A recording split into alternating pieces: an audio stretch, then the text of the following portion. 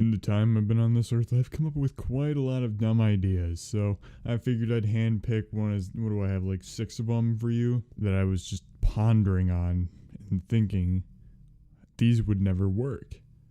So I'm going to start off with number 1, which is a self-deploying bag that would stop a car crash. So let me give you the story behind this one.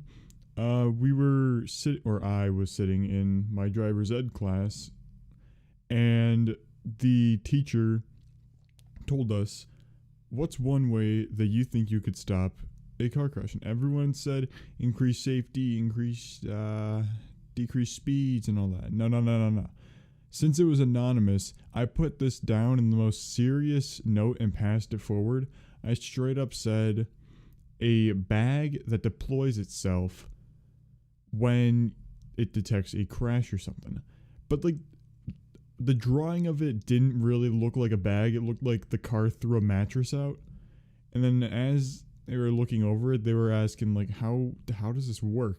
Like, where do you put a mattress or a bag in the car that just deploys out? And I didn't say anything. Everyone thought it was a dumb idea, so I didn't say anything. Number 2, because everyone doesn't know how to piss at a school bathroom, I decided that I would think of the idea of the piss slide. No, it sounds disgusting. I'm aware of that. No, what the piss slide is, it's something that you put over your little wiggly dip down there, and then you would just pee down it. And that would prevent the pee from going everywhere in the bathroom. Sure, you can just use a urinal, but every time I walk into a stall in any public place, there is pee everywhere. It's gross, so I decided, you know what? I'm gonna think of a piss slide. And then when I told my friends about it, they asked, how would this work? And I straight up pulled a Hot Wheel track out and poured water down it. That was the piss slide. Except in my mind it would clean itself, but I never got around to that part. Number 3, this is my favorite one. In a way to combat the rising amount of garbage that's on this planet and how to combat high house prices, I thought of hiring raccoons to construct buildings. How would this work? Well, you see, you gain raccoons and then you train them in carpentry. These raccoons then build you a house, furniture, a building, anything like that. And what do you pay them with? Well, since they aren't workers, you give them the raw materials, they build you the house, and you give them whatever you ate that week. Maybe you didn't have enough to eat that week. Well, then go ahead and get out a couple more things. They like sharing their food. Some of them are hogs. I mean, some of them are. But think about this. House construction is low now. Plus, you just got a house for so much cheaper, and you can say that you built it, even though 400 raccoons that you were feeding garbage built that house for you. Sounds like a pretty good deal to me. Number 4 is a self-heated driveway, and the story behind this one was that I fell on my driveway when I was shoveling snow.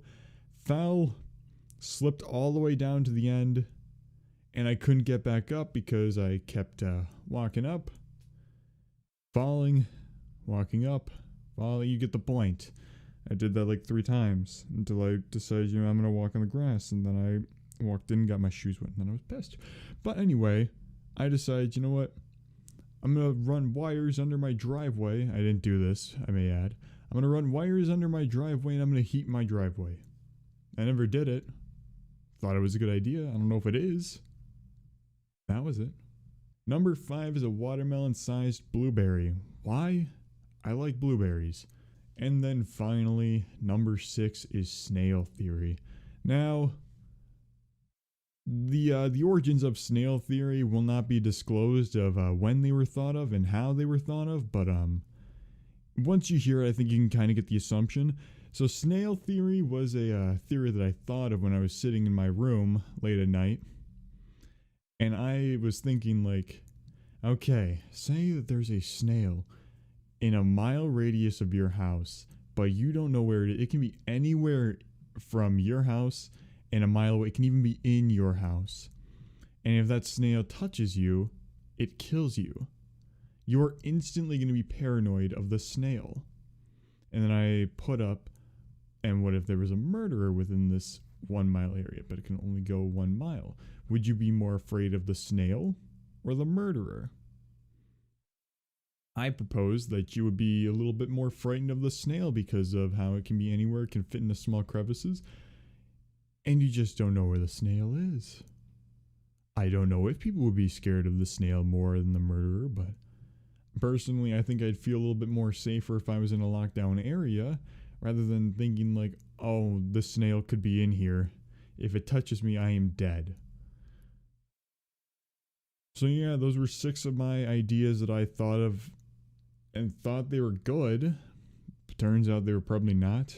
I don't know, maybe some engineer can come up with a working design for a piss slide, raccoon construction, self-heated driveways, or a self-deploying mattress that comes out of the front of your car to stop a car crash.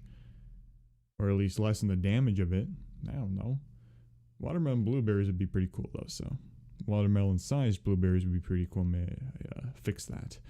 So anyway, that's all for today's video. Thank you all so much for watching. Thank you for 300 subscribers. I really appreciate you all so much. The channel has been doing really well recently. I think it's been 30-something subscribers in the past 28 days, according to YouTube analytics. So thank you all so much for watching. I hope you all have a great day, and I hope to see all of you in the next video. Goodbye, everyone.